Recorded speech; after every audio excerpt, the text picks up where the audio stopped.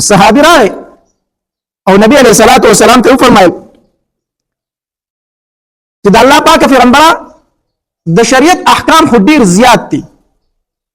خو ته ماته یو داسې عمل وښیه چې زه هغه خپله مشغله وګرځوم او په هغې باندې همیشه عمل کوم ماته یو خاصه وظیفه راکړه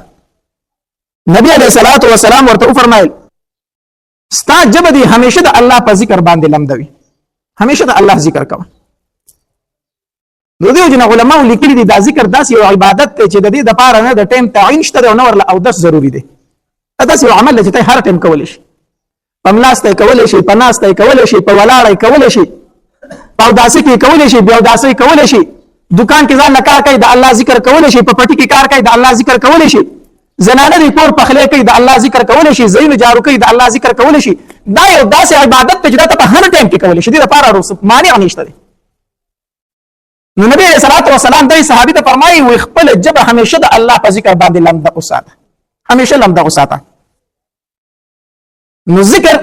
ممکن کوتاهی ډیره زیاته ده یا به د چا غیبت کو یا به چرته لمس کو یا به چرته په بل ګناه کې مبتلا یو او د الله ذکر په مشکل باندې مونږ کو هغه حدیث مبارک کې راځي نبی علیہ الصلوۃ والسلام فرمایي وی سلور سيزونه داسې دي چې دا چاته ورکړی شو کنه نو د دین او د دنیا ټولې ښېګړې ورکړی شي صرف سلور سيزونه دي دا چې چاته میلاو شو د دین او د دنیا ټولې ښېګړې دته میلاو شي هغې کې یو نبی علیه الصلوۃ والسلام فرمایي وی هغه ژبه چې کومه د الله په ذکر باندې مشغوله وي هغه ژبه چې په هغې باندې د الله ذکر کېږي دویم نبی علیه الصلوۃ والسلام فرمایي شکرګزار زړه داسې زړه دی چې هر ټایم د الله شکر وباسي او دریم نبی علیہ الصلوۃ والسلام فرمایي داسې بدن چې هغه مشقت تکلیف برداشت کوونکی دی لږ تکلیف سره چغې نه وي تکلیف برداشت کړي او څلورم نبی علیہ الصلوۃ والسلام فرمایي نیک عمله بیبي چې هغه د خاوند په مال کې او د ښځه په خپل ځان کې خیانت نه کوي که خاوند موجود وي او که موجود نه وي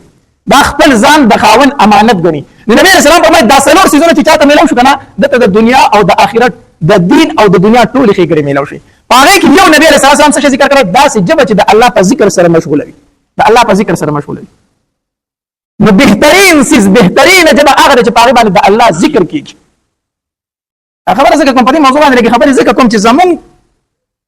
په معاشره کې د الله ذکر ډېر لږ پاتې شوی دی د الله یاد ډېر کم پاتې شوی دی هر انسان دې ځان ته سوچ وکړي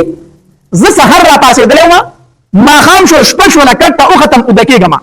دې ځان سره حساب وکړي د سحر نه واله تر دې شپې پورې ما په دې ژبه باندې د الله ذکر څومره کړی دی په دې مې کنځلي څومره کړي دي په دې مې غیبت څومره کړی دی په دې مې چغلۍ څومره کړي دي په دې مې لمسې څومره کړي دي په دې ژبه باندې د دوو تنو جنګول ما څومره کړي دي